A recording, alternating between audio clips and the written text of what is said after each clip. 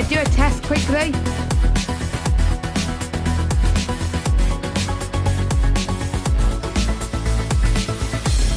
How about that? Is that...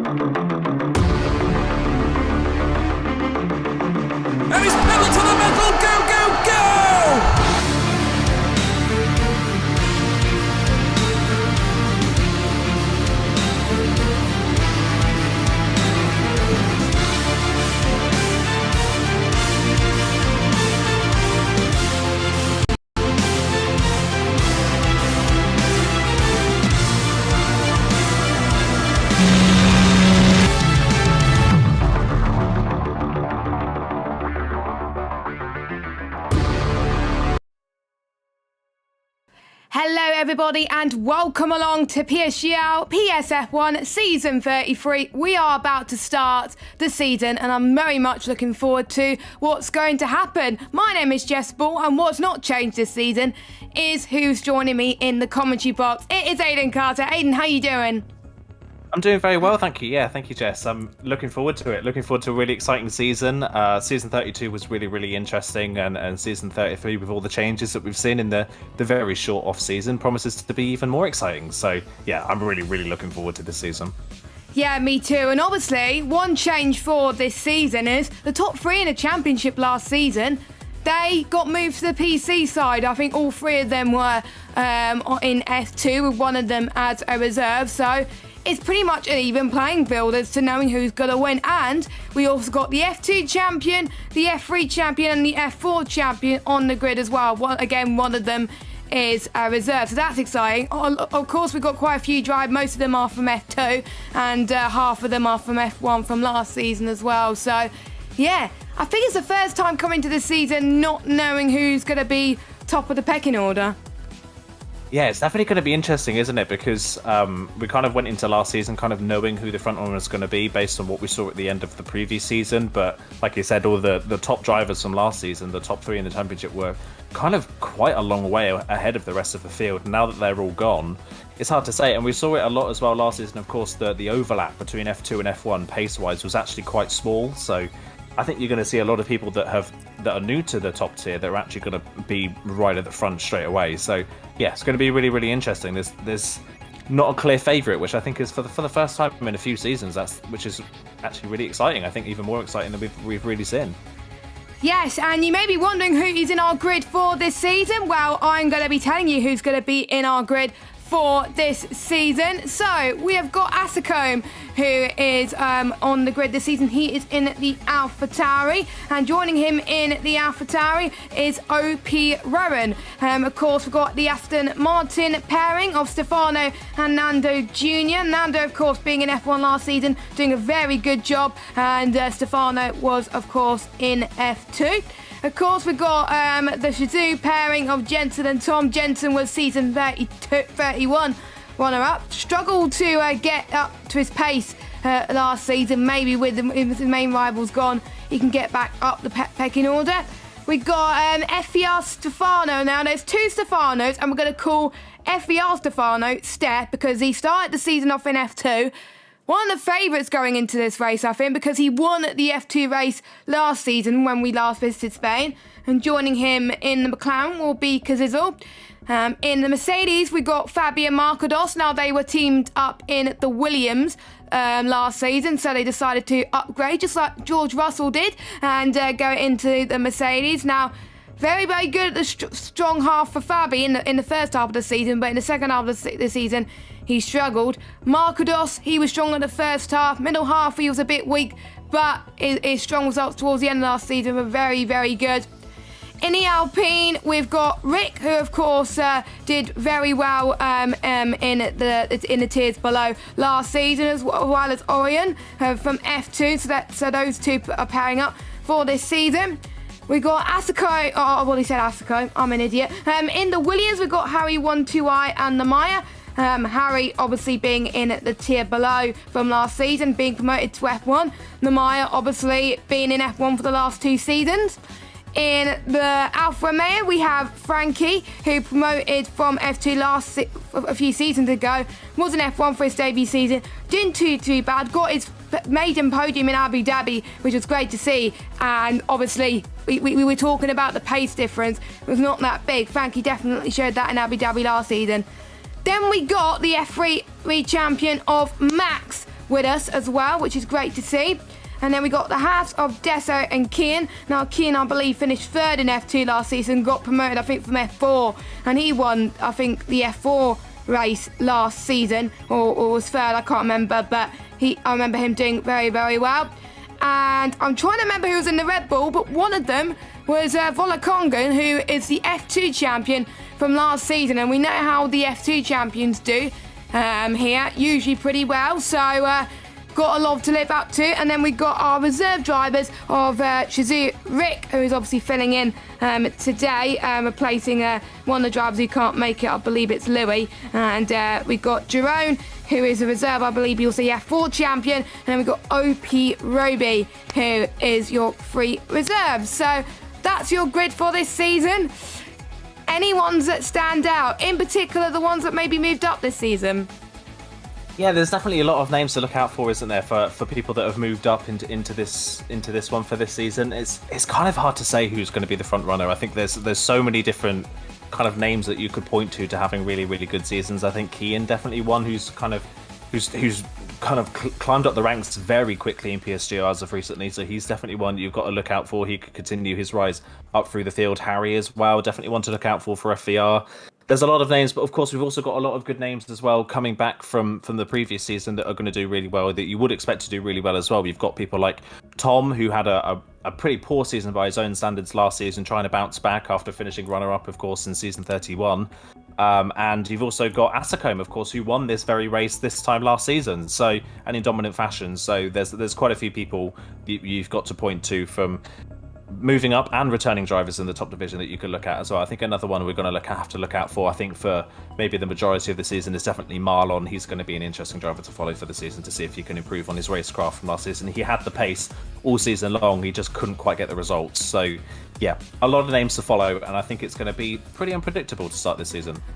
Yes, and the Spanish Grand Prix was the opening round last season, and there was some news, wasn't there, today on Twitter, if you were checking that out. They removed the last chicane for the 2023 real-life version of the Grand Prix, which I think a lot of people were relieved about, including me. Obviously still on the game, so there were a few people in the F1 chat on Discord saying, can we make it no rules so we don't have to do the last chicane? But no, I think Connor turned that excuse right off, and we're not doing no rules, luckily, which is great to see. So without further ado, let's get into qualifying, and with our first driver, who is going to be setting a lap time, and it is OP Kian. Now I'm trying to see if he wrote something for us as one of the drivers. Nope, he hasn't, so we'll just go on board with all that.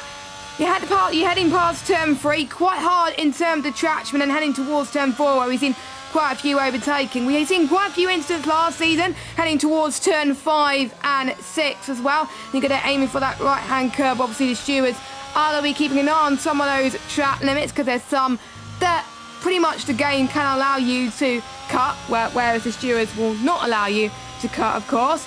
Now, this is not always hosted the Spanish Grand Prix. It's been hosted at Valencia for 5 years, between 2008 and 2012.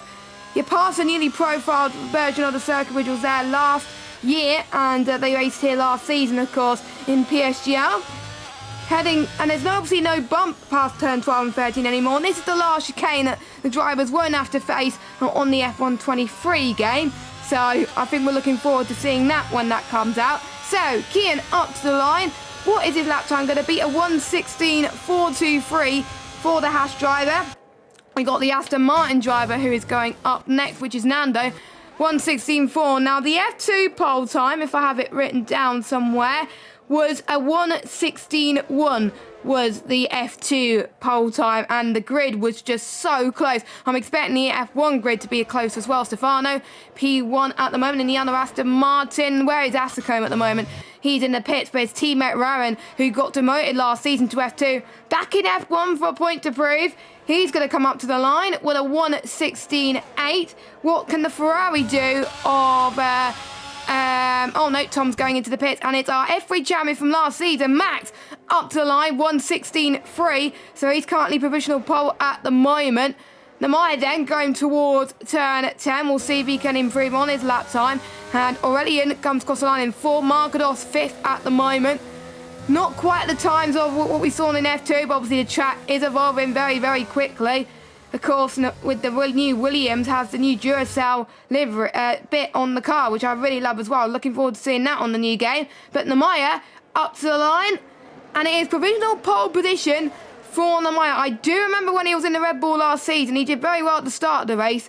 Struggled by having a lot of spins, so let's hope history doesn't repeat himself for his first round this season. Yeah, definitely one to look out for tonight is Nemanja, like you say. And, it was Nemanja and Marlon, of course, were teammates last season at Red Bull. And the first round of the season, it was a shame, wasn't it? Any time they seemed to end up in second place in the race behind Asicombe, they span out of second place, and it happened at least 4 or 5 times between the pair of them in this race last season. So yeah, Nemanja will definitely be hoping not for a repeat of that one. So he's definitely going to be one to look out for this race. We know he's got the pace around here, so definitely want to keep an eye on. Marlon's first run, though, not quite up to the pace we maybe would expect, to 16.7, down in... There's only 4 tenths off, but he's down in 14th at the moment. That's how close the grid is around this track at the moment. This is another one of those tracks where the grid knows the track so well that the grid ends up being very close, and it's just hundredths that can separate you from maybe a 4 or 5 grid place drop. So yeah, a lot to look out for tonight. 4 drivers that haven't set the times are 4 drivers all returning from F1 last season, who are all very good around this track at this point last season. So definitely ones to keep an eye out here. Fabi definitely, as well as Asicombe. I think Asicombe has definitely got to be the one to look out for on this running quali. If he can get to the front of this field, Asicombe is so strong around this track. He could definitely be, I would say, one of the favourites for tonight, as he's just starting off his run now, just behind Fabi in the Mercedes. Well, to be honest, usually the person who wins the first race of the season doesn't usually win the championship, unless you're Dan Urco, from a couple of seasons ago, obviously now in PC full-time as well. We'll be interested to hear what the new drivers can do as well.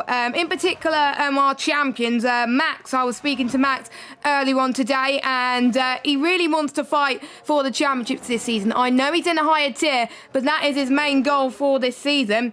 He likes Portugal, which is something that is good, because that's the final round of the season, and that is where the drivers are going to have a lot of pressure if they are in the championship. He thinks that Kian is rival, but Max feels like he's struggling at the moment around this track. But at the moment, that doesn't translate in the times, because he's currently sitting in P2. So probably he was doing a little bit of sandbagging with the times. But anyway, Kian then, he's about to finish off his second lap time as well. Of course, we've got Vola Kongan, who was the F2 champion. He was a bit more pessimistic in terms of his title chances. He just wants to have to score some points this season, and he would probably want to stay in a DRS train. Will be in a tough battle for him, but he just wants to have some fun and score some points, and that is interesting to hear from different champions. We have one champion who wants to hit the ground running right away, and then we have one champion that is just happy that if he scores some points, and that's a good thing. But we did see one come down from up from F3 to F1. The first season he was in F1, he finished, I believe, 3rd or 4th. The next season after that, he was F1 champion, and he's now on PC. So, do you think Matt could follow the footsteps of Rudy? Is that what probably he's trying to say in his interview questions? I think it's definitely possible. Yeah, Rudy, I think season 31, of course, was his first season in F1, and he was definitely a surprise. Rudy was in season 31, wasn't he? Of course, Denarco pretty much dominated that championship, and Rudy started 2 rounds late into that season. But behind Denarco, you've got to say Rudy was probably the fastest driver that season, having moved up from F3, I think, the previous season before that. So there's definitely room for him to be able to do that for Max, and of course being in the same team, I believe, as Rudy as well, it could actually be quite a benefit, as Kian's just improved to go to the top of the timesheets on a 0.2, so good lap there from Kian, puts nearly a 10th of a second on the field at the moment, but I'm sure we're going to see a few more laps coming in at the moment. I think Stefano in the Aston Martin at the moment is on a pretty decent lap by the looks of his middle sector time, so he'll definitely be one to look out for, along with his Aston Martin teammate Nando, who's coming up to the line now, just finishing off their next run in quali. They cross the line and go up to P6, so a slight improvement there, as Stefano just losing the rear of the car, coming out the chicane, just about gets away with it, but I think he potentially may have lost some time there. Well, not quite. He gets back ahead of his Aston Martin teammate, but it's not really a lot, as Aurelia now moves up into P4. Frankie now moves up into P2. So it's all changing in these second runs, and it's still incredibly close throughout the field. A Talent Factory won. It was a 1-2, but Markados was like, you're not having a Talent Factory 1-2, and he wants to turn it into a TF10 in second place, but he wants to potentially get pole position. Now, let's see if he can have a better run around this track, does Markados. He was very happy with his P7 in the championship last season, and he got second place in Abu Dhabi, and he got pole as well in that race, so he felt like Abu Dhabi was his highlight for him. And he would say Hungary, Brazil, and maybe Baku is his strong track. I didn't think he'll say Baku as one of his strong tracks, but to be honest, that is a good thing that people want to go different to the norm. But because there was a lot of people we were interviewing at saying Baku was their worst track. But about Spain, he thinks he can get a top 5 result, but currently sitting in 3rd place at the moment is Marcados. I think he's definitely all right for doing that. And obviously, we were just speaking about Stefano, who just wants to get points, and more points. And he wants to get top 10 finish on his debut. But certain moments we've had around this track. Michael Schumacher's won the most wins out of here as well. His first win for Ferrari actually came around here.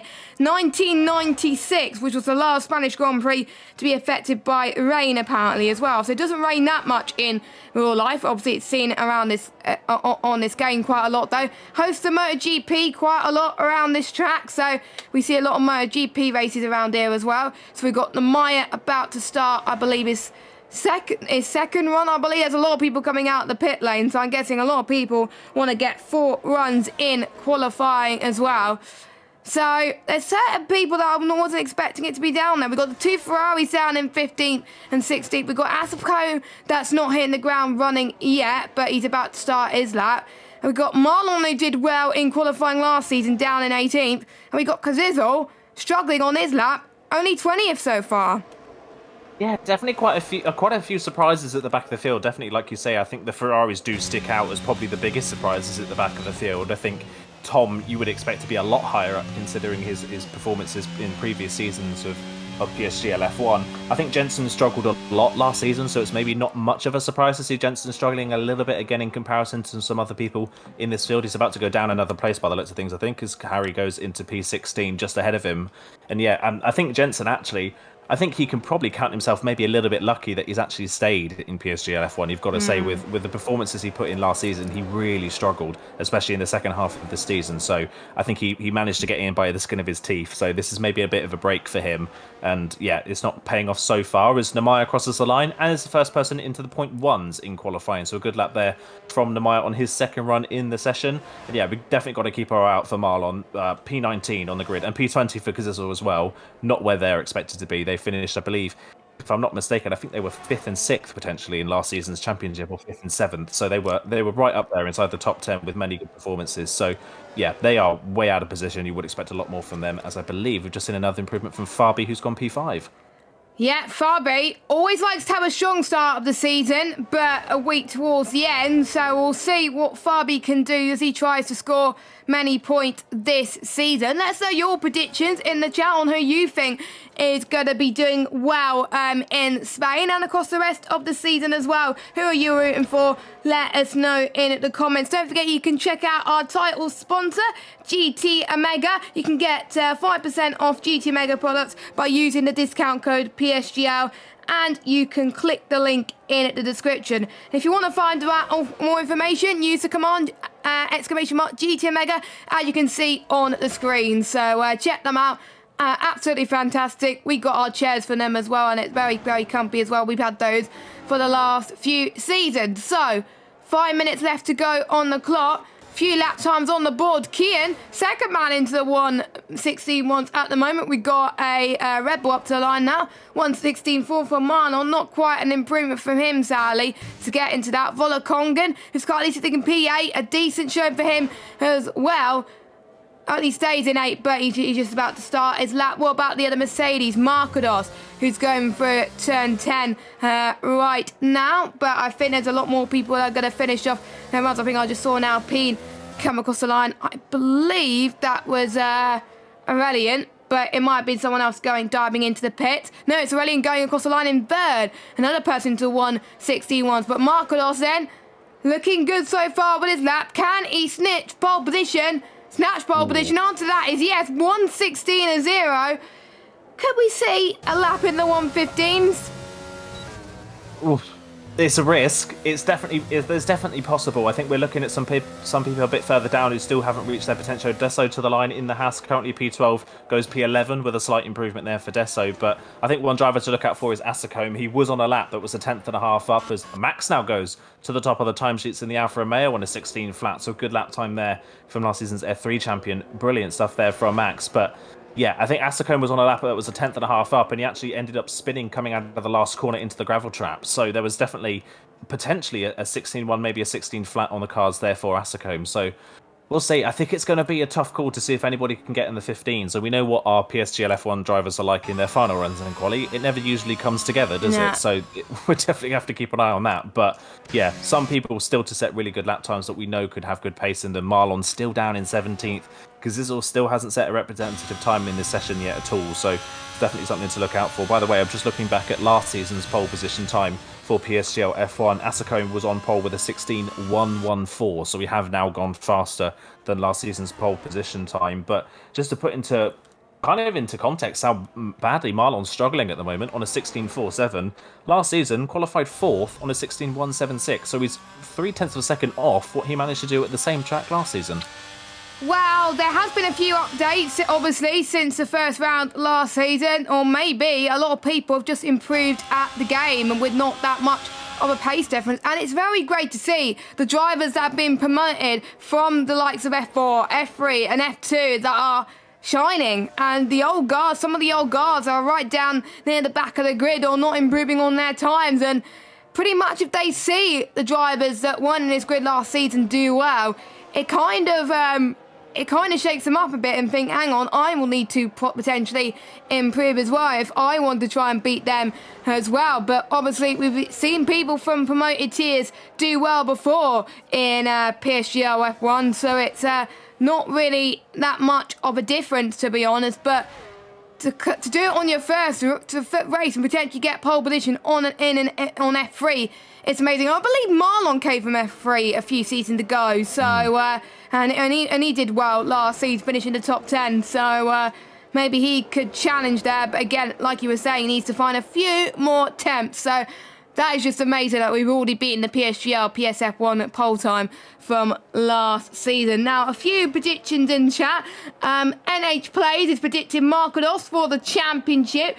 Anas is rooting for Frankie. Adam is rooting for Orient. A lot of people are rooting for Folakongan in the chat. So, and we got Carl Dyer in the chat as well. Great to see all of you supporting PSGL. 1 minute to go as people who are going to start their laps right now. As Asacombe, last season's race winner around here, he's got to find 3 attempts, which is a big ask to get pole position. In my opinion, I think that the pole time is going to stay the pole time, but I hope these drivers can prove us wrong.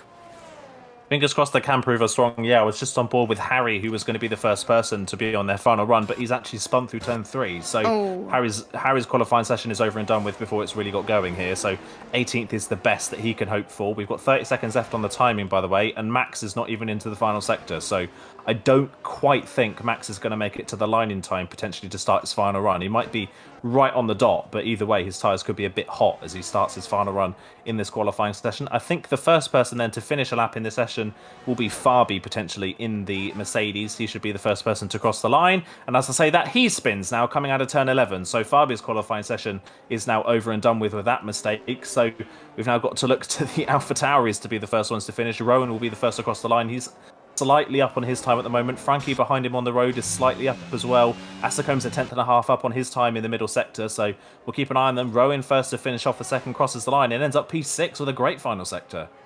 Yeah, he found a lot more time in that final sector. Asacombe comes across the line in third, so pretty much he almost matched the time he set last season then. As Kian comes across the line in P2, 2,000 slower than Max. That's absolutely incredible. Luckily, Max came across the line in plenty of time to finish off his lap, so we'll see if he's found some time. Namaya was purple in the middle sector, but we have a few more people across the line, so I think we got one of the Aston Martins who's up to the line. Stefano, unfortunately, has invalidated. Folakongan then. We'll see what he could do. He's only 13th, but he needs to find a few attempts to get pole position. He stayed 13th for now. We got the Williams, I believe, of Namaya. Comes across the line, 4th place. We got the Alpine of Aurelian up to the line, P7. We got the Mercedes of Markados. He comes across the line in pole position. What can Max do? He's a tenth down in the middle sector. So I don't think he's going to improve. And it looks like he was slowing down that final corner, so he was struggling a little bit there. It's not going to be pole position for Max, but it is going to be pole position for Markados. Brilliant stuff. Absolutely brilliant performance there for Markados, picking up off of the strong end to last season for him. Pole position, and yeah, absolutely brilliant time on the board there for Markados to go to the top of the timesheets. But what a debut qualifying session for Max and Kian. Second and third on the grid in their first races in the top tier. That is a brilliant start to their season for their first attempts at PSGL F1. So hats off to them. And yeah, brilliant start to their season as well for their qualifying. But now the race comes, and the race is a completely different matter. Exactly, and who would have thought that the guys who moved over to PC have made this grid even more interesting and even more close. It's always great to have some fresh blood in there that can challenge the likes of the top guys, and we have some of these guys also competing in challenges as well. I believe Kian is competing in challenges as well, so it's a great warm-up for them before they start challenges in, I don't even know when challenges is on, so don't ask me. But anyway, we've got Markados, Max, Kian, Namaya, Asacombe, Tom, Aurelian, Nando, Deso and Rowan, your top 10. Then we got Kazizel, Fabi, Frankie, Volakongan, Rick, Stefano, Steph, Jensen, Marlon and Harry, the top 20, separated by less than 5/10 of a second, which is crazy. But before we go into the race, let's have a quick word from our title sponsor, GT Omega, and we will see you in just under 30 seconds.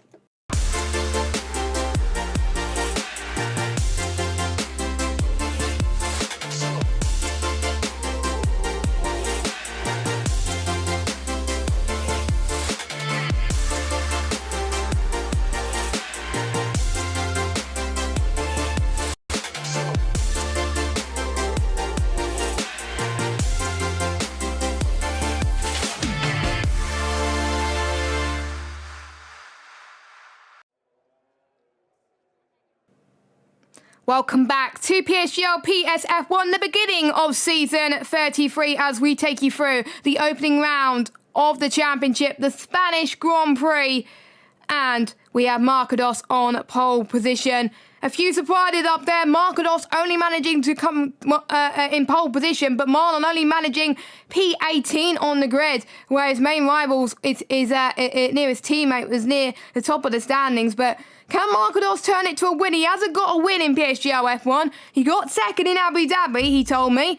But can he turn it into a win here? The 5 red lights are on for the opening round of the season, and we are underway. Let's see who gets the best start of the season. Markados has got a good start. So is the Haas of Kian then, as they make their way towards turn 1. The Maya trying to go down the inside of the Haas driver as well to see if he can make it into second place. Kian is already into second place. Great start from them. Someone has had a spin. That was Tom in the background, has had a bit of a spin, so he's dropped it down into 20th position. Markados already pulling away up front. The Maya trying to go down the inside of Kian, but Max gaining the place back from Kian up into second position. So we've got Markados first, Max second, Kian third, Namaya in fourth, Asacombe in fifth, Aurelian in sixth, Kazizel trying to make his way through up into ninth place already. We've got a few people making mistakes heading towards the turn 7 and 8 complex as well. A few people going side by side there. That's a little bit of a risk to be made at the moment. A few people dropping down positions as well. But looking at the tyre choices, it's not really that surprising to see what tyres everyone has gone for, and everyone has gone for the hard compound tyres, so everybody is on the same strategy, and so far, pretty much the top 3 remain the top 3, but Max and Kian did not make it look easy. No, they definitely didn't. It was close, but King couldn't quite get that second position made in the first couple of corners, but still, great start from the pair of them to hold their positions at the start of this race. Tom, that was an incident with Asacombe on the run in towards turn number 1. They were kind of wheel banging all the way through the braking zone, and Tom just ended up coming off worse in the entrance to turn 1 and spinning out, so that is why he's down the back of the field. I think Stefano potentially spun in sympathy at turn 2, and he's down at the back of the field. Harry's in for a change of front wing, by the way, so he's picked up some damage on that opening lap. And other than those two, only one driver has lost places at the start, and that is Rowan. Rowan is down 7 places, down to 17th. So the AlphaTauri of Rowan not having a great start. Everybody from 6th down to 16th has gained a place at the start of this race. The one that's gained the most at the moment is Volakongan, up 3 places into 11th position. So Volakongan has had the best start of everybody so far. As Jensen and Marlon going side by side for 15th at the moment down the back of the field. And Marlon's going to go round the outside of the Ferrari, get that move done. He's up now into P15. So both the Red Bulls off to a good start from their relative positions. Another one off to a good start though, Markados, look at that. He is flying out in the lead of the race. He's already trying to break that DRS train. Yep, he is as well, and sometimes this is a track which is hard to overtake with these new era of cars. there's more action where you can go side by side, but when you're stuck in DRS train, it can make things quite difficult.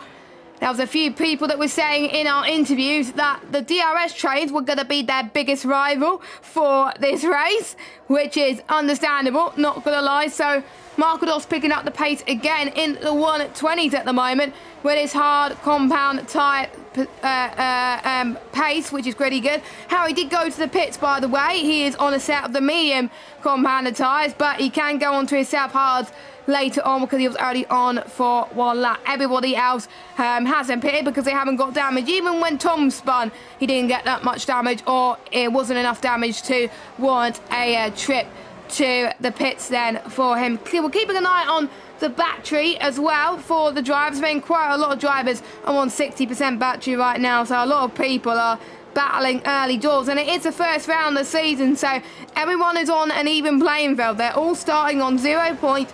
No one is at the top. You've got no one to beat you. It's not like the last round of the championship where you could take risks sometimes, where some people will be playing it safe here as well. You just want to have a little bit of fun, see where you are, obviously, in the pecking order throughout this season. And there's obviously quite a few reserve drivers of, obviously, Rick, of course, who is filling in for Louis this season as a reserve. So we'll see what he could do. He's kind of down in 13th at the moment. Just a reminder of the points. Top 10 score points with 16 points awarded to P1, 12 points awarded to P2, I believe. I'll need to double check the points once again, but we got Rick, who's got some brilliant straight line speed on Frankie. Looks like he could get past him into turn one, but not much space and not much room to get past him at the moment. The dirty air not helping him at all there. Max trying to make sure he can close in on Markados even more. So even though Markados is trying to make sure no one has the DRS, Max is definitely showing that he can have the pace. I am surprised that Max is up this high this early on. I was expecting the likes of Kian and the likes of Aurelian and Vola Congan to be up there, obviously, because they were high up in F2. But an F3 drive to be battling up against the best of the best, I have to say, is pretty incredible, and it just goes to show how much people have improved on this game. You can tell Max has put in a lot of practice just to get into the top tier. Yeah, you can definitely tell, like you say, he's definitely the surprise so far of this race, at being up there so high in his first race in the top division and doing a brilliant job. He's now just trying to sit behind the Mercedes and save a bit of ERS at this point in the race. By the way, first driver that lost DRS on that previous lap was actually Nemaya in P4. He didn't get DRS on Kian in front, but interestingly, he's got it back this time around. But interestingly, he didn't have DRS, but didn't lose anything in a straight line. So that maybe suggests that Nemaya has got a good car in a straight line in this race. So that's definitely going to be something to look out for later on in proceedings. If he does get behind another car that doesn't have DRS, he could be a rocket ship in a straight line. So that is going to be one thing to look out for. As further down, Fabi and Kazizel running side by side into turn one. Kazizel's going to run Fabi out to dry on the outside. Fabi can't get the move done, but Kazizel, again, another driver just starting to lose touch with the drivers in front. He's nearly dropped out of the DRS range to Deso now, so Fabi trying to get a move done before they start to lose out to the top 8 in front of them. And by the way, on that previous lap as well, Marlon's bad race so far goes from bad to worse. He had a spin coming out of turn number 5 on the previous lap. He's dropped back behind both Ferraris, and him, Rowan and Stefano are just falling off the back of the train at the moment. They're down 17th, 18th to 19th and 4 seconds off the train. So yeah, those two drivers really struggling tonight.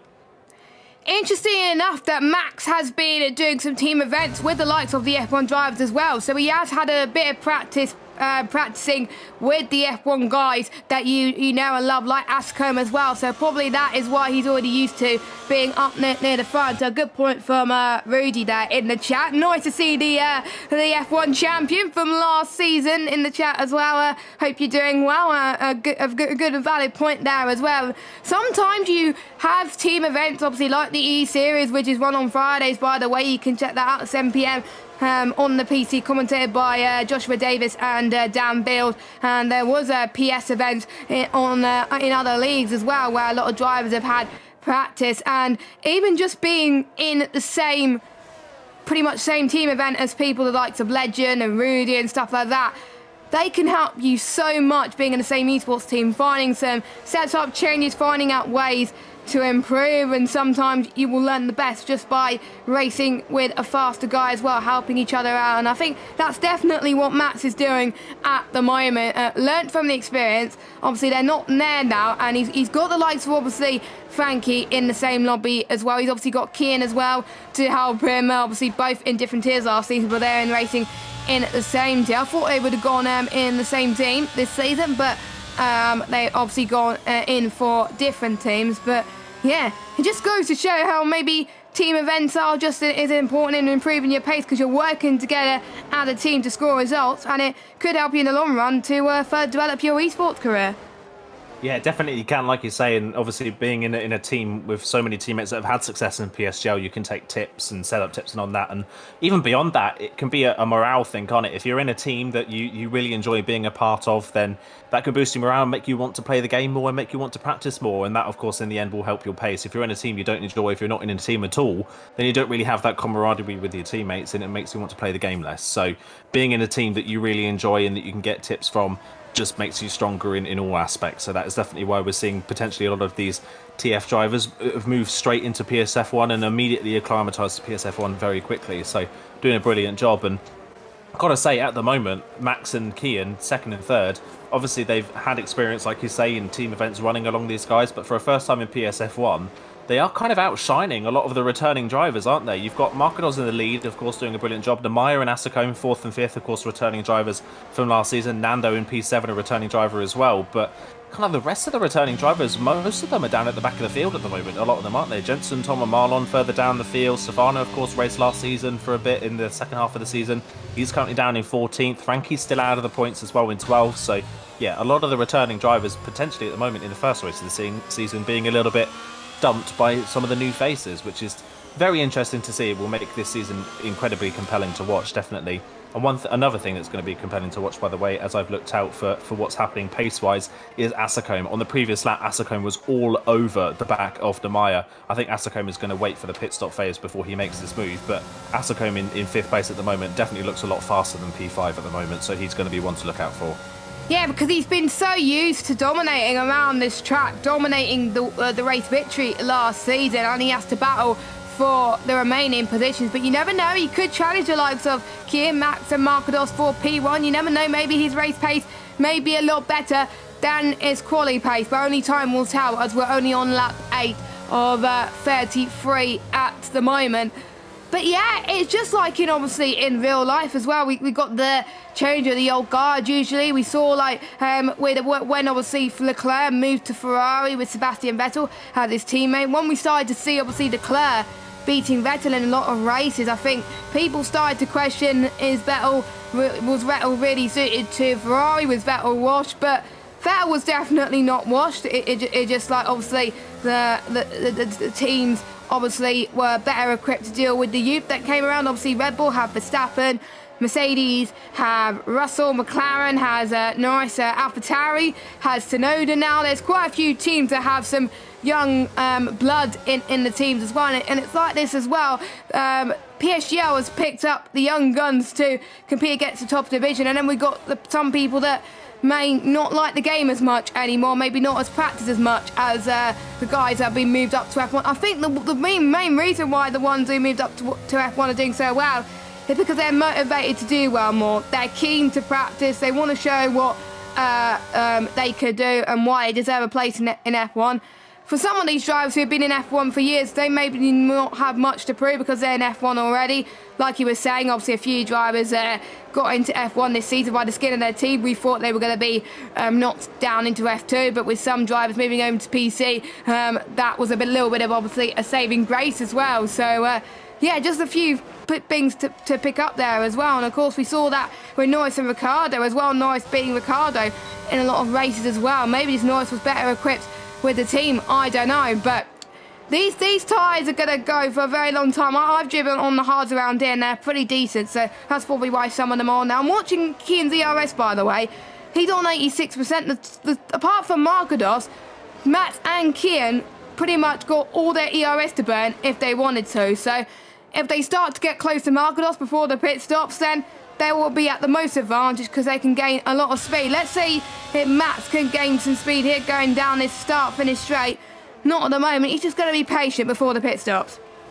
Yeah, I think that's definitely the right call at the moment, isn't it? There's no point taking too many risks too early in a race. There's still a long way to go. But yeah, Max and Kian continuing to impress, like you say, P2 and P3. Actually, apart from Rowan, who's running around with 100% ERS, and I think potentially some damage on that AlphaTauri that we can't quite see because he has dropped off the pace of Stefano and Marlon incredibly quickly. So I think there's some damage on that AlphaTauri we cannot see. Other than Rowan, Max and Kian have the most ERS of any driver in the grid at the moment. They're both the highest placed drivers with some ERS in their car. The highest driver after that, I believe, is Nando, currently on 65%. So they're doing an incredible job of managing the pace and managing their ERS at the same time. So they're doing a brilliant job in P2 and P3, and they're looking pretty ominous, aren't they, for the rest of this race and potentially the rest of the season if they can keep this up. Everybody still in the train all the way down to P15 at the moment. At this point in the race last season, you would kind of see a few splits of the field, wouldn't you? Kind of around P7 and P8 there would be a split, and then maybe around P13 or somewhere there'd be another split in the field just as drivers start to separate. But at the moment, the split is 16th down, and pretty much everybody from 16th down has had some sort of moment or mistake in this race. So anybody that hasn't had a mistake is still in this train, and that, I think, just goes to show how incredibly close this field is. And if this season has tracks that suit drivers more than others, then I think we're going to be potentially seeing this grid shuffle around a lot. It's further down the field. We've got a move going on, I believe. Jensen's off.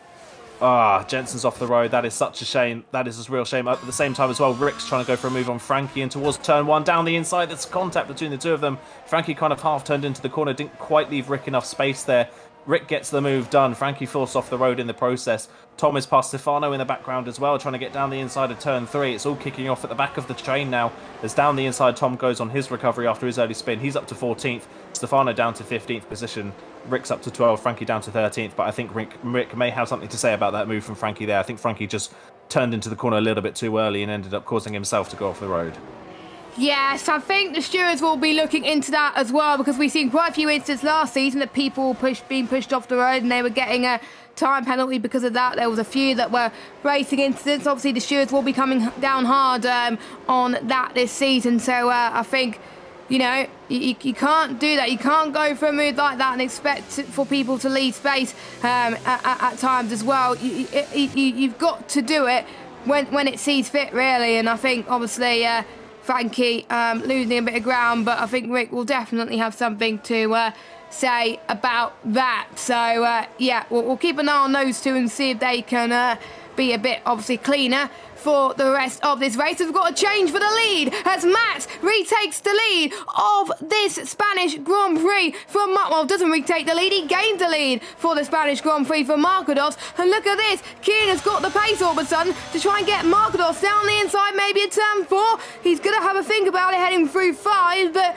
Marcados seems to be struggling on his pace, on a set of the hard tyres at the moment. But Max, your F3 champion, is currently leading his very first PSF1 race, and sometimes you're probably under a lot of pressure racing the PSF1 drivers for the first time. Max is like, no, I don't care. I'm just going to race as if I've been racing with these guys for years, and he's definitely showing that at the moment. Kian almost getting past Marcados, and there's a lot of support for Max in the chat, Aidan, it looks like. Yeah, definitely a very popular driver, isn't he? It's a good move as well. He used a bit of ERS that he'd saved up. He still has plenty in hand of ERS as well, and he's managed to get the move done. So Max into the lead, and I wonder now, with Max leading this race and looking like the faster of the drivers at the front of this field, does this now start to spread this train out a little bit? Will they start to spread out a bit more? And will we see cracks emerging in this train? Fastest lap of the race for Max as well, a 20 flat. Great lap there for Max. And here comes Kian now as well on the back of Marcados. He's using a bit of ERS, but Marcados is wise to it. But look at Marcados. He's down at, because he's been leading the entire time, he's of course had to use more ERS to try and lead this race and not get caught from the drivers behind. He's only on 20%. So if he can give himself a little bit of breathing space to Kian, Marcados now has to do exactly what Max and Kian did in the opening part of this race and just save ERS, hasn't he? Otherwise, he's just going to be a sitting duck later on in this race. He's got to try and sit behind them and save some ERS and try and get back at them later on if he stands any chance for trying to win this race. I think Marcados will be gutted if he gets another pole and doesn't get the win in the same event. That would be definitely gutting for Marcados, but yeah, Max, great move into the lead. Kian's looking strong as well. And the top three are just starting to edge away ever so slightly from the Maya, who's just struggling to keep pace with the top three ever so slightly. So that's definitely potentially where we could see the first break. Demire in P4 just kind of struggling a little bit to keep up. I have to say, I'm looking at the midfield drivers at the moment. Deso doing a great job in 8th place. Obviously, we're talking about Nando Aurelian doing very well in his first race in at the top division. Volakongan just missing out on points. His main goal was to get into the top 10, so if he overtakes Fabi, then he would meet his goal for the start of season 33. He wants to try and get points in every single race so far. Everyone on the hards. I believe Harry did go on to his South hards that he was in earlier on as well. So he was on the means for a little bit, and then he went on to the hards. So that was probably why no one is on the mediums now. So we can go on to mediums later on. Everyone should have 2 sets of mediums left to their disposal anyway. So obviously, if they have an incident, then that could be something that they obviously want to consider as well. I think this is going to get very, very spicy when it comes to the pit stop. If I was Markados, what would you do? Would you pit now and go for the undercut, or would you risk it and go long?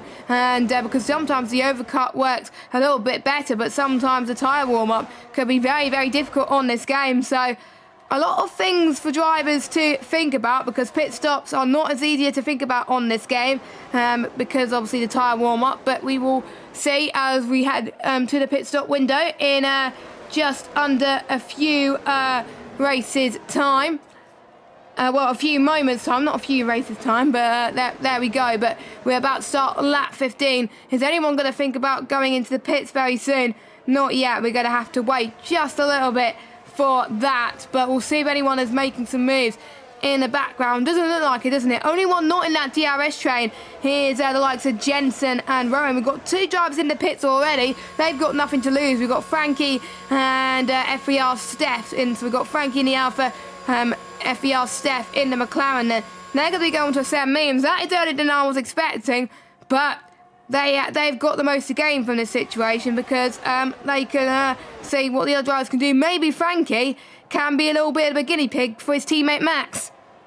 Yeah, he definitely can, can't he? He was out of the points anyway. He may as well just try and take a risk and see if it pays off. I think this is probably one of the tracks this season where tyre warm-up isn't actually going to be too much of a problem, because the opening part of this track is so hard on tyres that actually your tyres warm up pretty quickly around here. So that's not going to be too much of a problem. The problem for these guys is going to be that the pace in these mediums is going to fall off for them in the last 5 laps of this race compared to everybody else by quite a bit, and they will struggle at the end of this race on warm tyres. I think tyre pace fall off on the mediums is definitely more of a problem than the heating of them themselves. So yeah, Frankie may be a bit of a test dummy for his teammate now being out of the points, and of course he could, of course, get a little bit of track position as well. And if there's any sort of incident or carnage around the pit stop phase, then Frankie can still benefit from that with the track position he could gain with this early pit stop. So it was worth it being outside of the pit lane. I think I wasn't kind of expecting a pit stop yet. I think I was kind of conditioned into thinking Louis was here, because Louis is always the one that comes in early, isn't he? Yeah. But he's not here tonight, so we couldn't really base him off being the one to pit stop early. As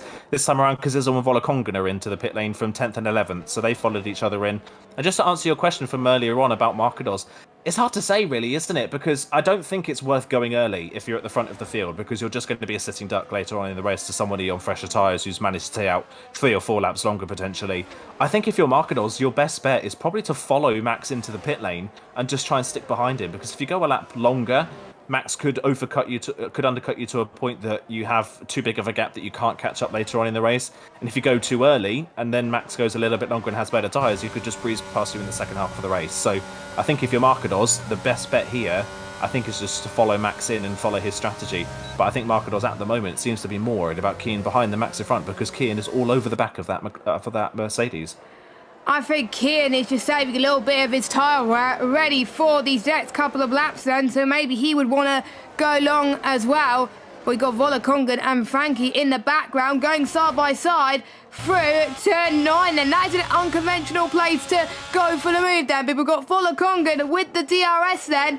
Is he going to go for a lunge down the inside to turn 10? The answer to that is no. We've got a few people in the pits. Asako, Nando, Fabi and Rick then onto a set of the medium compounded tyres. So we're starting it to get the pit stops underway for our midfield runners, and maybe soon for our front runners as well.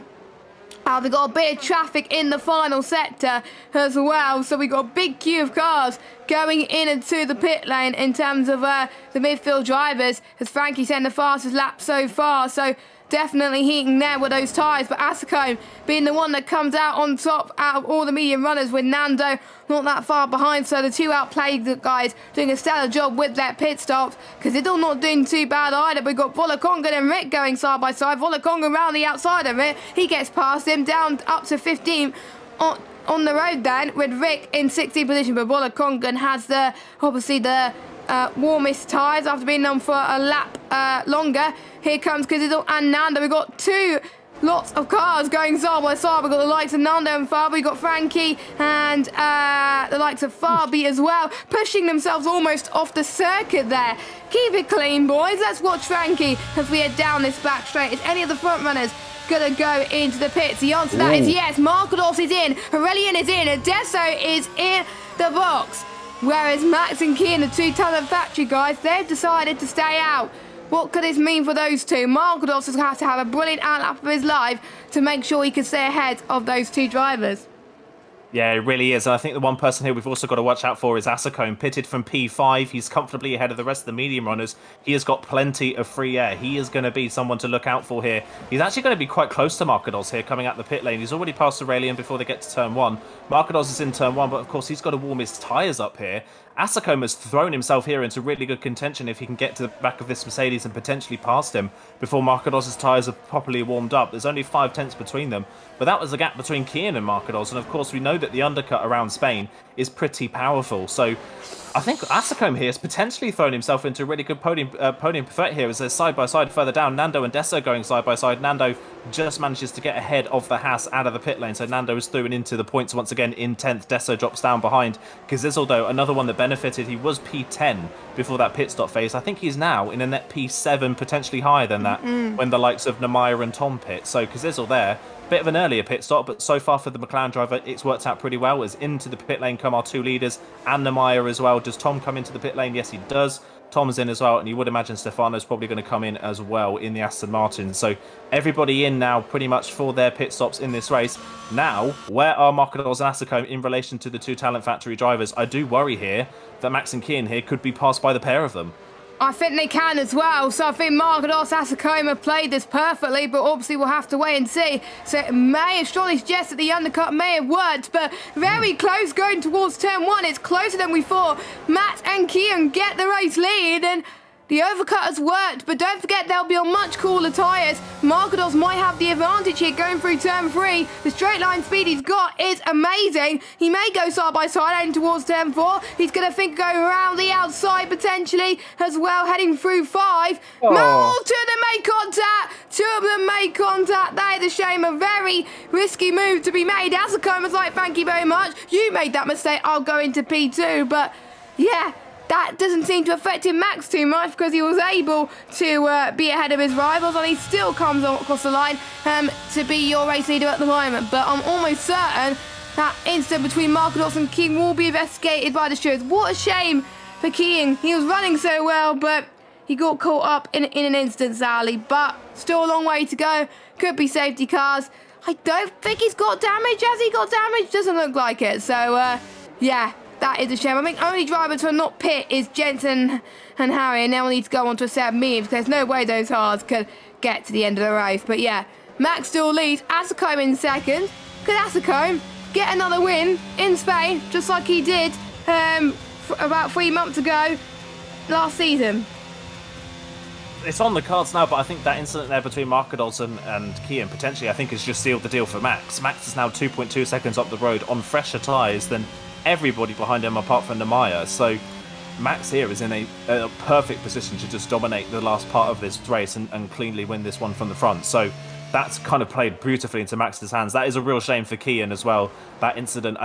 It's hard to place blame on that one. They were racing very hard. Kian, of course, tyres weren't fully up to temperature yet. He was kind of squeezing Markados all the way to the grass on the outside. I think, if anything, I think Kian kind of needed to let that one go. If anything, Markados was on the hotter tyres. He was on the outside line. He had the momentum, and he just kind of put Markados on the grass, and that kind of spun the Mercedes around. So I think if you're going to place blame on anyone there, I think it's probably more 60% on Kian's side of things. But, of course, that's up to the stewards to decide after this one if that is investigated. Markados, though, is quite lucky to still get away with P3 after that one. I was amazed, actually, that he was still in P3. I was sure that it was facing the other way, but actually he managed to save it and is still in a podium position as it stands. stands. So Marcados's race isn't quite over just yet, even with that big scare. By the way, we missed it, but at the very same time that incident was happening, Volokongan in the Red Bull was having his own spin. He was up into, I believe, P10, but unfortunately he spun, so he's now back down to P16. So Volokongan's chance of points in his first race like he wanted, I think, are pretty much out the window, barring any sort of chaos. And just to show what a devastating spin that was for Kian, he's just gone and set the fastest lap of the race. So imagine he probably would have challenged Max for the victory if he didn't have that moment with Marcados. But sometimes the pressure just gets to you. You haven't been racing that much with the top guys, maybe potentially in PSGL. There's a lot of people watching you as well, expecting you to do well, and maybe the lack of experience maybe is showing at the moment. And obviously with the more experience they get with these type of races at PSGL, with the league races, then obviously it will be a lot better for King. We know his pace, we've seen it in F2, his pace be absolutely incredible. I was the one who predicted that King will be in F1 this season, and I was definitely right on that one, but let's hope that he could still potentially get some points. He's still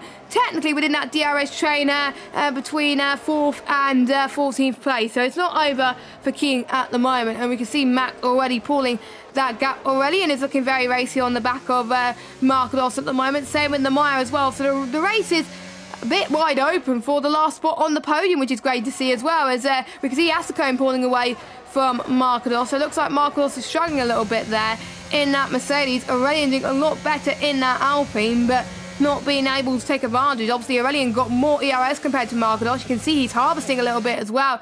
Marlon is starting to produce some quicker lap times. Imagine where he would have been if he would have had a better qualifying. He makes it down the inside of Jensen heading towards turn 1, and he made the move stick, and he's up to 15th position. And obviously Jensen being on older tyres, Jensen will probably save it to potentially go onto a set of the soft tyres, or maybe he wants to save it and put onto a fresh set of medium. So let's look at positions gained. Now most people have made their pit stop. Stefano's gained the most, as well as because there's also both McLaren making biggest gains. Ascombe is up 3, as well as Fabi and Frankie. So those 3 drivers, and as well as the ones who gained 4 places, doing incredibly well. Obviously Marlon up 4, and Harry even has gained 1, but biggest loser has got to be Kian down 11. But again, we will obviously have to look at it with the stewards. Now, Rudy's predicting that the gap between Max and P2 will be 5 seconds at come the end of this race. We will see if Rudy's prediction comes true. Yeah, we'll definitely see if it does come true. I think so far Asicombe's actually done a pretty solid job at managing the gap, considering his tyres are 2 laps older. So Asicombe's not doing too bad a job at the moment in the AlphaTauri.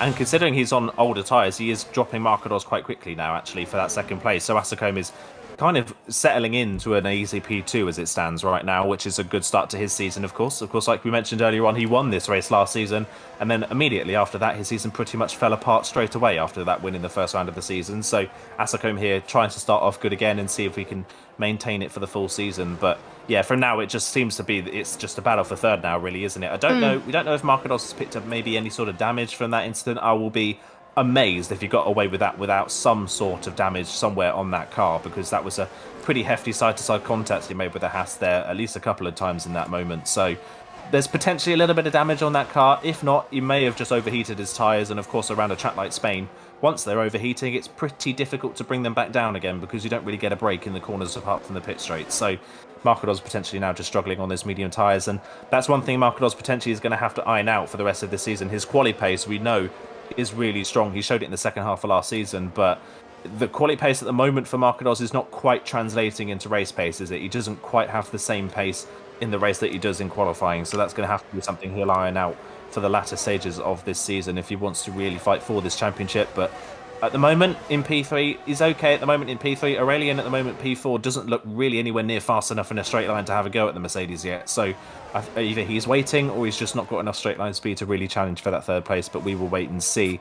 Final spot on the points, by the way, is held by Frankie, but Frankie is losing touch with his train now, when Tom, who's on 4-lap fresher tyres, after his spin on lap 1, looks like he's about to recover to get back into the points. So that's a good recovery so far from Tom. That is a good recovery from Tom, and he didn't have a good qualifying session either. So, to be honest, he's definitely having a good comeback drive and deserving of a space in the F1 Tier 1s again, and he's definitely showing that in Spain. And I was starting to wonder why Tom was struggling a bit last season to get up near the top with the likes of obviously Rudy Legend and Rowan last season. But to be honest, it was been a learning season for him last season. He thought he was going to be up there challenging, but maybe it could be just to have a little bit of fun, maybe to try a bit of practice before he races in challenges, because he is racing in challenges this season. So all in all, good experience for Tom. But yeah, he'll definitely want some points to start his season on a high. Sometimes you would want different expectations if you feel like you're not going to get up there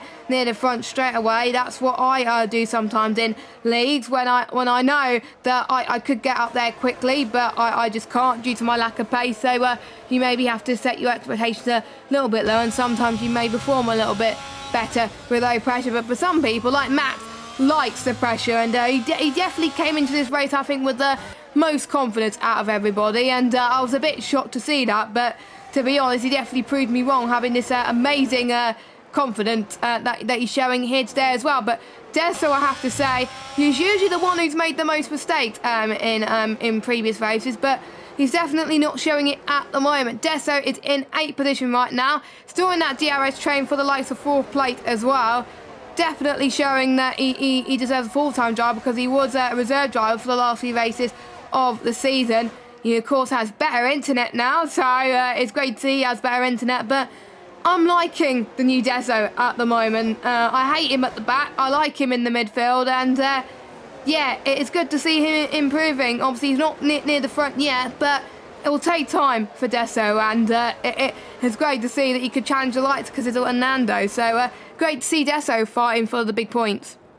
Yeah, it is great to see, like you say, he was, of course, reserved for a lot of last season for F1, and when he did race, he showed flashes of pace, but never quite consistent enough across a race distance to really challenge for decent points, was it? But he's doing a good job today. Only problem now is that he's quite low on ERS, and he's got Fabio right behind him, who's got a bit more in hand, so there'll be a bit of pressure there. Frankie really dropping off now as well. Tom is right on the back of the Alfa Romeo, trying to find a way through, see if he can get into that points position before he's then attacked by his Shizou teammate Rick behind. So Tom trying to get into that 10th place. By the way, if Tom does get into 10th place, that means that there's only one team that has both cars inside the top 10, and that would be Mercedes as it stands. We've got 8 manufacturers in the top 10 at the moment. It could be 9 if Frankie drops out of the top 10 and Tom gets in. So that shows that not only is the drivers going to be interesting, that the manufacturers could also be very interesting as well, because we've not got a dominant manufacturer in this race so far. So that's going to be another thing to keep an eye out for the rest of this race. Max still leading then, 2.6 seconds. It's kind of levelled out really at about 2.5 seconds, hasn't it, between Max and Asako. Asako on the older tyres just doesn't have the grip to close in, but he isn't falling away. Markados, though, there's something about these medium tyres, so Markados are just not coming together, are they? He's really dropping off the pack of this top 2, and it's really starting to separate. Very different to the first half of the race, where everybody seemed to be keeping up with one another, and now all of a sudden the top 3 are completely spread apart. But still, Aurelian doesn't seem to be able to get close enough in a straight line to really have a go at Markados for that 3rd place. So Aurelian's going to have to save up a bit more ERS and burn a lot of it when he does get the opportunity.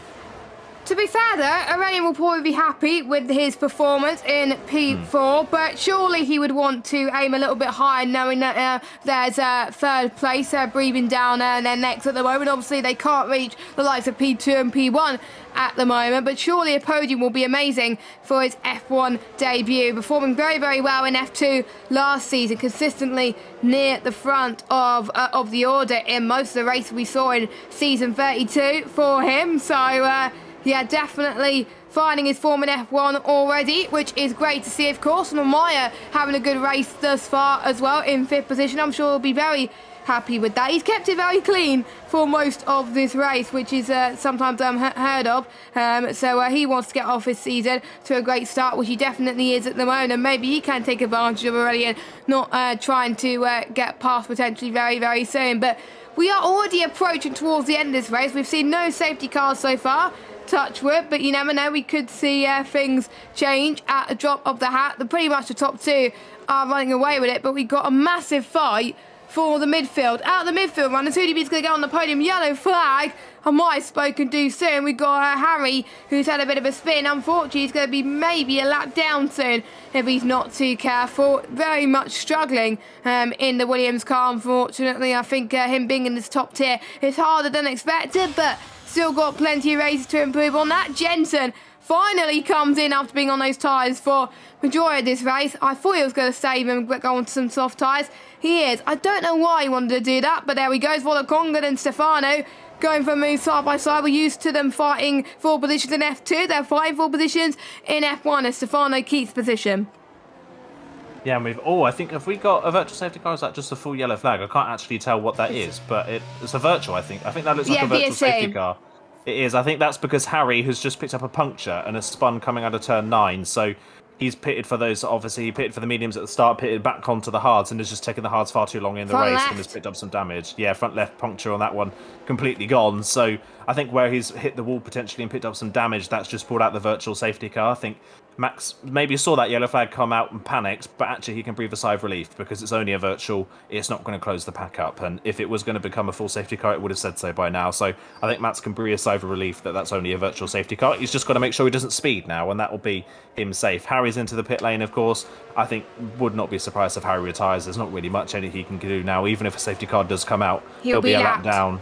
Yeah, he's a lap down, and there'll be no lap. There's no unlapping rules in this game, so that's not possible. So, yeah, I think Harry potentially here might be retiring in the pit lane. We'll wait and see, or he might try and go for fastest lap and make sure that nobody else can take it. We'll wait and see. But either way, it's not been a great race for Harry. It's not been a great race for Jensen either. They've both had really, really terrible days so far, which is a bit of a shame. But yeah, just got to wait for the VSC to get going again, and we've got just under 5 laps to go in this race, and it's been a brilliant drivers. Frankie! Oh, Frankie! Frankie drive-through penalty, clinging on to that last points position, trying to get a double points finish for Alfa Romeo, and it's fallen away. Frankie with a drive-through penalty for speeding. That is him out of the equation completely. And that means Tom could be on course for points. Maybe Rick could be on course for points in his F1 debut as well. So it's a battle between Ferrari and Alpine to see if they're going to get 2 manufacturers in the top 10 or 9 manufacturers in the top 10. We'll have to wait and see, of course. And yeah, so easy to get drive-through penalties around here as we can already see the Alfa Romeo and the Ferrari fighting for 9th place on the grid. So we'll see what they can do then. The sister team fighting with the works team of Ferrari. Tom managing to keep that position at the moment. Oh, that's tight. That's tight for Frankie. I think Frankie's cut. I don't think you're allowed to cut the pit lane like that. I think the stewards will have something to say for that. And it wasn't for 9th place. So obviously he had a drive-through to serve. So yeah, he's already dropping down to 14th position, which is obviously a bit of a shame. But that VSC, by the way, has brought Asicombe very, very close to Max. So maybe the race victory is not over yet. Maybe we could see a change in race victory. We'll have to wait and see. Aurelian's got closer to Marcos as well. A lot of people were very, very close together as well, and that was all because of that VSC, which spiced things up a bit due to obviously Harry's punch. By the way, fair play to Harry for keeping going. If I was him, I would have retired the car by now, but he's a lap down, still on the track, could get fastest lap. All in all, it's valuable experience which you can take in for future races, and the more that you're on the track, the more it can help you as well for PSF1. So obviously fair play to Harry for keeping going, and yeah, he probably done a better job than me as Jensen picked up a 3-second time penalty. I believe that was the first track limit warning that we received, unless Frankie got one earlier. I think, oh no, Frankie got a 5-second one for corner cutting, but Jensen has got one for track limit in general. So there we go. But Max comes across the line to start lap 31. He's ran out of ERS completely, so has Ascombe as well. Marcos has got plenty, but he's way behind on the top 2. Is Aurelian saving his ERS ready for that final moment, I wonder? I think he is saving his ERS. The problem for Aurelian is that virtual safety car we just had gave Marcos an opportunity to resave some ERS. So actually at the moment, Marcos has more ERS than Aurelian behind. So Aurelian's going to have to get an amazing run out of the final corner in one of these next 2 laps to really stand a chance. Otherwise, Marcos has enough ERS in the tank to be able to keep that Alpine behind. So it's going to have to be a good run from the Alpines if he wants to try and take this 3rd place away. But at the moment, Marcos looks fairly comfortable in 3rd position. Asicombe got within 1.2 seconds, by the way, of Max in the lead. The only problem for Asicombe is that he had 30% less ERS when the virtual safety car ended. So if they were on a level amount of ERS, Asicombe potentially could have got into DRS range of Max, but he just wasn't quite close enough. And whatever Asicombe did at that virtual safety car restart, he timed it to perfection to get that much of a gain and not get a penalty. So that was definitely a smart move there for Masakome, and probably his last opportunity at seeing if he could try to win this race. But yeah, it's all about the fight for third now. Can Aurelian get a run out of the chicane this time around? Can he get close enough? He's on the ERS coming out the corner. It's a 4/10 gap, which is closer than it's been for the majority of these laps. But again, Marcados just weaving a little bit down the straights to try and break the toe. He's using a little bit of his ERS reserve, and he seems fine. So now Aurelian really only has one opportunity down the pit straight on the final lap to steal this third place. Otherwise, Marcados should have it in hand. Yeah, he should definitely have it in hand for third place. Shame it was not the race victory that he was aiming for, of course, but sometimes there are still times to wait, and you never know. I think if he doesn't get the race win this season, then I'll be very, very shocked, because he definitely has the pace to get race wins this season. We saw that in Abu Dhabi when he was fighting for the race victory, and it was very, very great to see as well. And we already passed the point where we're not going to get any safety cars. We've seen it one for VSC, but no safety cars, and I have to say that's a relief, I think, for all drivers involved. Jensen is in, I think, to try and seal the fastest lap. You only get the fastest lap point, by the way, if you're inside the top 10. So Jensen, I'm afraid, won't be getting points if he does get the fastest lap. Obviously, we'll have to wait and see. And we are about to start the final lap of this Spanish Grand Prix, and I have to say it's been a very good one for Max so far, but Ascombe has closed the gap even more, and all it takes is one small mistake from any one of those drivers for it to open up massively. But we'll have to wait and see, of course, as Marcados trying to break free of the slipstream of Aurelian.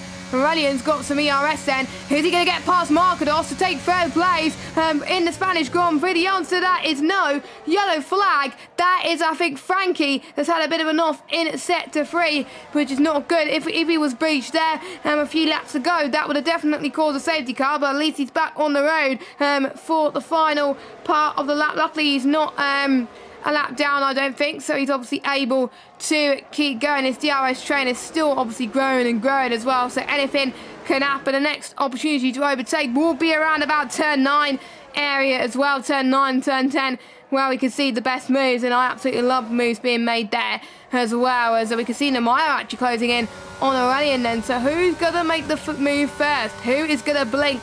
Doesn't look like anyone's going to blink. I think people would prefer to stay exactly as they are, so I think the order is going to stay as it is. But there's one driver that's performed really, really well on debut. He was the F3 champion from last season.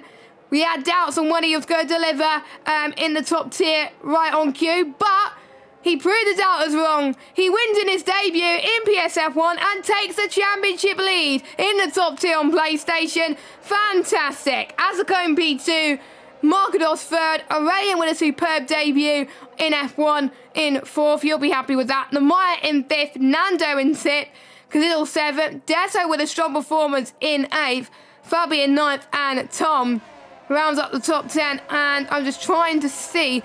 I do believe we have, obviously, do we have all manufacturers in the top 10? I can't remember. Almost. The only manufacturer not in the top 10 is Red Bull. We have nine manufacturers in the top 10. Mercedes are the only team to get both cars inside the top 10 there. So, yeah, really mixed grid, wasn't it? That was a fantastic race from start to finish. Really mixed up grid. Qualifying result didn't translate into race result. It really mixed about throughout the league. So, yeah, that was a really, really interesting race, and that bodes for a really, really good season as well. And what a debut performance for Max that was. I mean, we've seen it before that people can move up from F3 to F1 and be very strong, but to dominate the second half of that race in your first race in PSGL F1, that is an amazing performance to start off the season for Max. Even if we had high expectations of him, I think that's exceeded any high expectations we had. Yeah, definitely. I was expecting him just to get like a top 5 finish potentially, or maybe even top 10, get into the points, but he definitely proved all the doubters wrong and could be a title favourite. But we saw like last season that maybe getting the win in the first race doesn't translate into race victories, and maybe that is not disappointing for Ascombe in that sense, because that means he could fight for the title this season if he doesn't win the first race. So yeah, he's probably not that disappointed that he's not win in Brazil, of course. So I'm trying to remember who won the the Spanish Grand Prix. There was no Spanish Grand Prix last season, but on debut in the F3 promotion from Reading Season 31, his first race, he got 5 points. So already, Max has done better than previous F3 champions before they've been promoted to F1. So, yeah, definitely set a benchmark for those who've come before him. So, there we go. So we'll run through your order then. Max, from second on the grid, went on to win the race. By far, 3 times faster than anybody as well. Asuka in second, Markados in third, Aurelian in fourth, Namaya, Nando, Cazidal, Dezo, Fabi and Tom are your top 10. Rick with a strong performance in 11th. Then we got Steph, not so good in 12th, but I'm sure you can pick it up. Kian with that accident with Markados. Surely he can have a better race next week. Same with Marlon and Volakongan. And we got Stefano, Frankie, Jensen and Harry are your finishers. Only one retirement, Aiden, and that was Rowan. Yeah, and that was for some damage, of course, that he picked up an incident on lap 1. I think it was damage that was irreparable for Rowan as well, so it was kind of a bed that he unfortunately had to lie in for that race, which is a bit of a shame. But other than a bit of contact on lap 1 and that incident with Kian and Markados, it was a fairly clean race all the way around, which was great to see as well. And in fact, only 2 drivers in that entire field finished where they started, and they were Jensen in 18th and Stefano in 16th. Everybody else managed to finish in a different position to where they started, so there was a lot of movement on a track that traditionally you don't see a lot of overtaking on, so that bodes well for the rest of the season, that qualifying doesn't mean everything. I think we saw it a lot last season where qualifying kind of, if you qualified on the front 2 rows, that was kind of it. If you qualified any lower than that, you really had no chance really compared to the top 3. But this time around there was a lot of movement throughout the field, so yeah, bodes well for a lot of tracks coming up, especially tracks that are a lot easier to overtake. Yeah, exactly. And obviously the calendar, obviously quite different to what we've seen in the past couple of seasons. Obviously we're going to Baku for the first time in a while, which is interesting. A lot of people obviously were saying in the chat that they don't like Baku. So I think I'm looking forward to Baku when that comes around. But hopefully we'll get some of our drivers in for interviews. We would like to hear from our race winner as well to see his preparations for tonight as well, and I'm just going to try and find his interview notes again, because I think it was the first time in a while where I've seen his expectations translate to result. He said he wants to fight for the title, and he gets a win in his first race. That is confidence right there. Yeah, that is confidence, isn't it? There's a lot of times that you can see people come in with a lot of confidence, maybe a bit too much confidence, and then end up not meeting their expectations, getting down on themselves, and it just ends up in a spiral. But Max obviously has come into the season with a lot of confidence and immediately delivered on it first race. So I think even if he doesn't properly fight for the title, or maybe loses out a little bit later on in the season to some of the more experienced PSF1 drivers, that is still such a statement he has made for future championships beyond this season, even if he doesn't win this season as well. So yeah, Max has really made a statement here for that one. That was a really, really strong performance from Max for the first round of the season. And a lot of other debutants as well had really good races as well. Of course, Kian didn't get the result, but was strong all race long, and you've got to say, without the incident, that was an easy podium for Kian in that race, so he's going to be another one to look out for. Aurelian as well was maybe a little bit under the radar for the majority of that race, but P4 in his first race is a really good result as well. So yeah, a lot of drivers with strong results today, a lot of drivers as well, a lot of established names in PSF1 with a lot of work to do, especially you've got to say Marlon. You've got to say probably the biggest disappointment, you would say, of today's race. He came into you've got to say he probably came into the season as one of the favourites. He's been so strong last season in terms of pace. Comes into today's race and is invisible for the majority of it, which is a bit of a shame. So a few drivers with a bit of work to do. Yeah, and we always tend to predict certain drivers that would do well, and sometimes they fall by the wayside and finish low points. So Marlon, let's hope he does well next time out to prove my theory wrong. So we are gonna wait for a few drivers to come in. We've got our third place man that is about to come with us into the box, so we may as well have a word with him. I think we're going to hear from Max as well in just a few moments time, but first of all we may as well drag Markados into the box. Markados, can you hear us? Markados, can you hear us? Doesn't look like he can hear us, unfortunately, unless he's having problems. Maybe he's on his phone or something. But we would go into the rating room like we've done in previous seasons, but we've got another tier that's streamed via the Elgato this season, so we can't do that at the moment. So let's try and get our race winner in to see if he can have a chance to speak to us. Max, can you hear us? Yes, I can. Hey, there we go. It worked for someone. Max, so big congratulations on a debut. You won in F3 last season, and you won on debut in the top tier on PlayStation. You had that confidence, and you delivered just like you were showing in the interviews. Yeah, it was a pretty good race and had much confidence. Yeah, because obviously you had some very strong showings in F3 last season. You obviously had experience with your main esports team in Teams event as well. Do you think that helped you going into this one, knowing that you raced against some of the F1 guys before in other events? Yeah, definitely gave me some confidence and also won against SGL again and yeah. Yeah, it seems to me that you're probably going to have a nice rivalry between Asacombe this season. So I'm very, very excited to see that as well. Obviously, going into this season, I'm actually going to try and find your interview questions in just a moment as well. But going into the race, you saw obviously Kian struggle a little bit when he was having that incident with Markados. Did that breathe you a sigh of relief, knowing that the race was going to be easy, or were you trying to not become complacent? No, I didn't even notice that Kian was gone. I was just focusing on driving. Very, very good. I think if you just focused on just the track in front of you, then that does very help you. Now, obviously, I was speaking to a few of the drivers before going into this. Quite a few people from the tiers below saying that you are their rival for this season. I think Kian being one of them, which is unsurprising because obviously you're in the same esports team.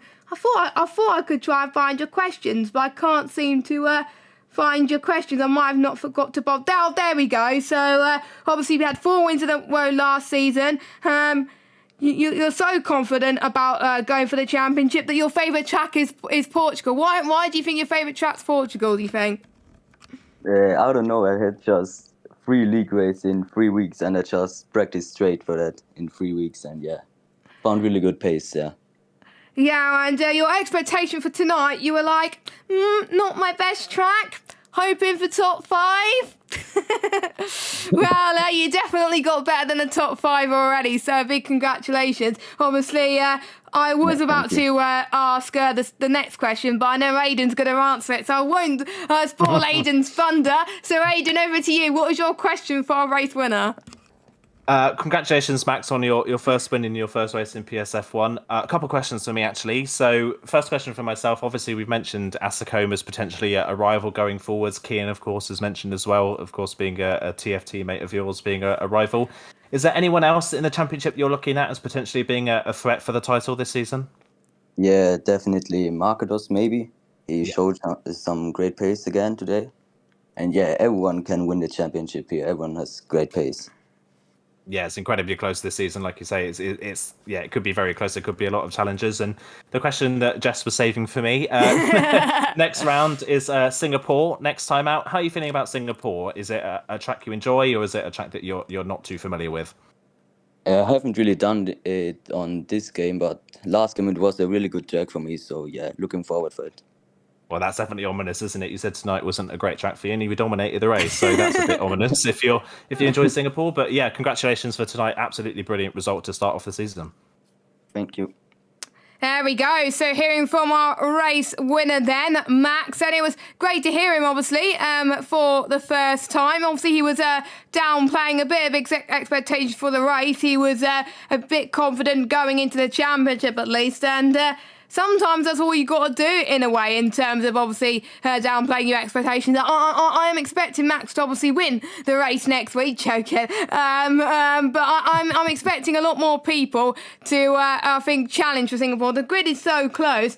Obviously, you've got the likes of Marlon, who struggled this week as well, and maybe Tom could get up there as well. Ascombe, I think I've seen perform well in Singapore in the past. There's so many other drivers that could do well that we just haven't seen get the win today. And we obviously seen the debutants as well. I'm very much looking forward to next week's race. And it's one of the longest tracks on the calendar as well. A test of endurance more than anything, and a test of skill.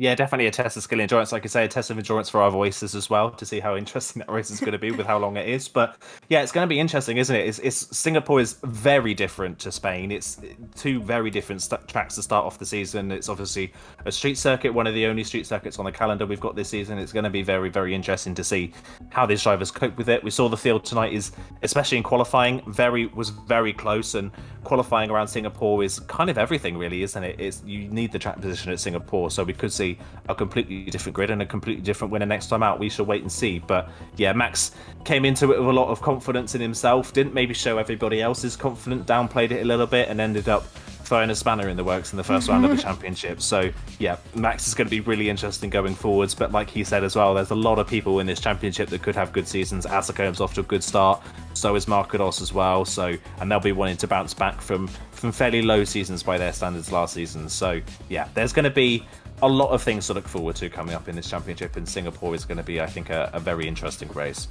Very exciting indeed. But don't forget, some of these drivers are also focusing on practicing for challenges as well. So they're balancing, obviously, PSGL plus challenges, where certain drivers are not competing in challenges. Maybe they could take advantage and maybe beat the old guard. Obviously, we'll have to wait and see. All in all, if they're not old enough for challenges yet, this is good experience in the top tier, ready for obviously future challenger seasons coming up. So the top tier is a place to be in PSGL. Obviously, if you want to see some more PSGL action, we've got Wednesday, the top tier. They'll be racing, well, they were going to be racing around Singapore, but I believe they're racing around Spa. I think it's a change of the calendar. So looking forward to seeing how that goes with George Morgan and Jack Canaan take you through the action.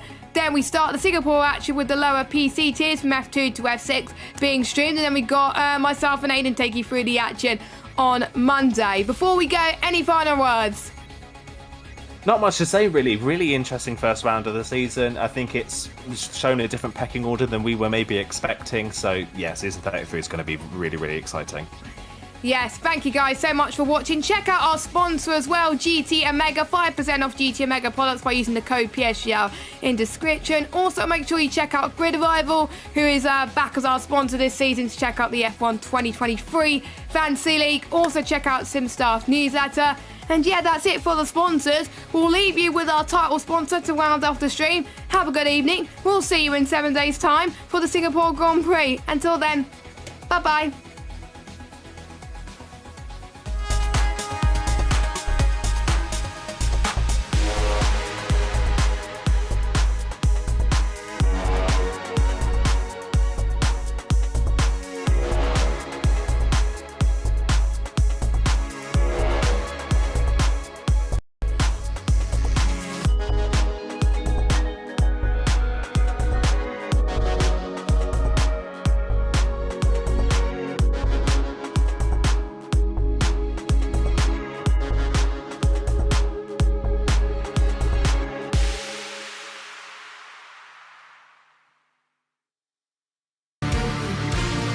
This broadcast was brought to you by GT Omega, proudly supporting PSGL.